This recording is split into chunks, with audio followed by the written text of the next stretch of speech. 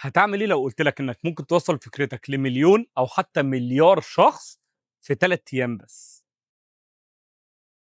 تخيل يبقى عندك فكرة صغيرة وفجأة تتحول لقصة بتلهم ملايين، مش بس كده، تلاقي حد جاي يقول لك فكرتك دي تحفة، أنا عايز أستثمر فيها، أو أحسن من كده كمان، تشوف تأثير فكرتك على الناس على أرض الواقع.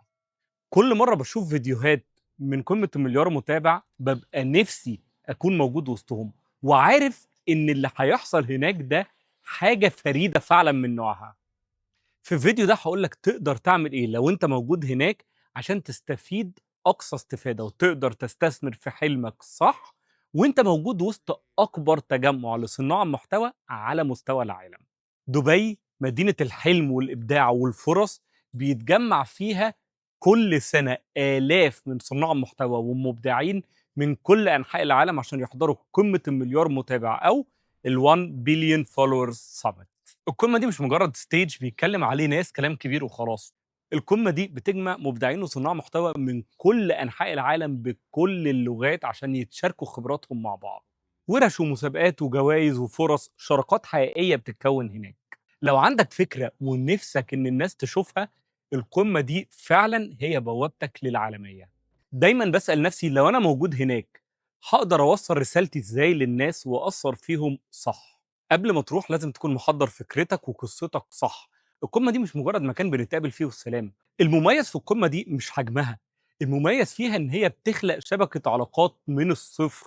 كام بني آدم راح هناك وخلق شراكات مع ناس ما كانش يعرفهم قبل كده، والشراكات دي كبرت وأفكارهم بقت تساوي ملايين دلوقتي. وأنا كشخص اهتمامه الأساسي هو التواصل البشري، عارف إزاي شبكة العلاقات القوية قادرة إن هي تفتح الأبواب المقفولة كلها وتخلي فكرتك فعلا تشوف النور. القمة دي بتقدم تعليم مباشر من ناس سابقنا بخطوات، يعني عندهم خبرات قادرين إن هم ينقلوها لنا، وبتدي دعم للي موجودين هناك بشكل كبير.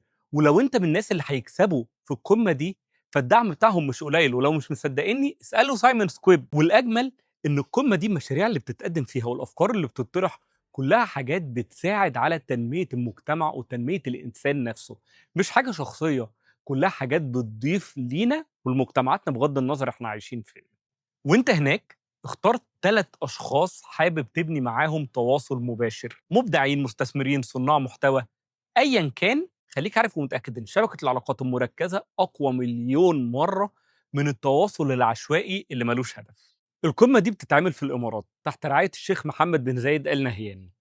والمبهر في الإمارات اللي بتحتضن القمة دي إن هم ما بيستنوش التغيير يحصل، هم اللي بيعملوا التغيير بنفسهم بإيديهم. عشان كده مش صدفة أبدًا إن القمة دي تبقى بتحصل في الإمارات، دي جزء من رؤية دولة بقت شايفة ومتأكدة إن الإعلام وصناعة المحتوى تحولوا لجزء أساسي من يومنا ومن شخصيتنا وحياتنا المعاصرة، وإن كل قصة ممكن تغير إنسان، وكل فكرة ممكن تسيب أثرها في حياتنا وفي مجتمعاتنا. دبي البلد اللي بتحتضن القمة دي برعاية الشيخ محمد بن راشد آل مكتوم اتحولت من مدينة بتبني ناطحات سحاب لمدينة بتبني مساحات آمنة للقصص والإبداع إنها تظهر وتنتشر في العالم كله. لحد دلوقتي القمة دي ليها 3 نسخ، واللي جاية هتبقى في يناير 2026 هي الرابعة، ونسخة 2025 كانت عالمية، أكتر من 15,000 صانع محتوى ومؤثر كانوا موجودين، وحوالي 420 متحدث شاركوا خبراتهم ومعلوماتهم مع كل اللي كانوا حاضرين. تخيل معايا 15,000 شخص حضروا القمة، ولو قلنا إن كل واحد عنده على الأقل 1000 متابع، ده لو اعتبرنا إن هو ما عندوش، يبقى بنتكلم في 15 مليون شخص، 15 مليون قلب، 15 مليون عقل ووعي، 15 مليون فرصة للتأثير وللتغيير.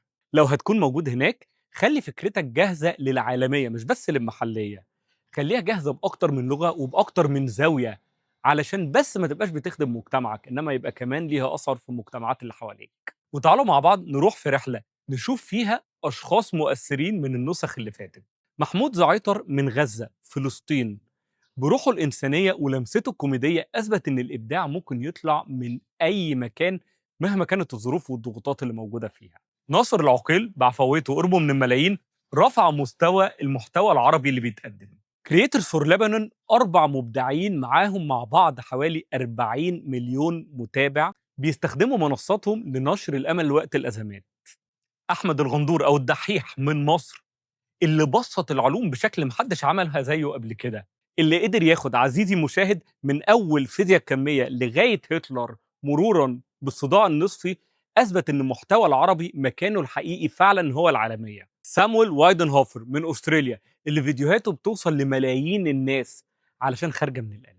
وأخيرًا سايمون سكويب اللي حصل على جايزة $1,000,000 في النسخة اللي فاتت، رائد أعمال من بريطانيا. كل فكرته وبساطتها في إنه بيساعد الناس إن هم يحققوا أحلامهم من خلال سؤال واحد الأول بيسأله لهم What's your dream؟ وأنت بتسمع القصص خد نوتس واكتب أنت اتعلمت إيه. الناس دي مش موجودة بس للإلهام، الناس دي موجودة عشان يشاركوا خبراتهم وتجاربهم اللي مروا بيها، لأن هم في يوم من الأيام كانوا واقفين في نفس المكان اللي أنت واقف فيه دلوقتي. قمة المليار متابع مش مجرد حدث عابر، دي رؤية بتقول إن القصص ليها قوة وإن صناعة المحتوى ليها تأثير حقيقي على الناس.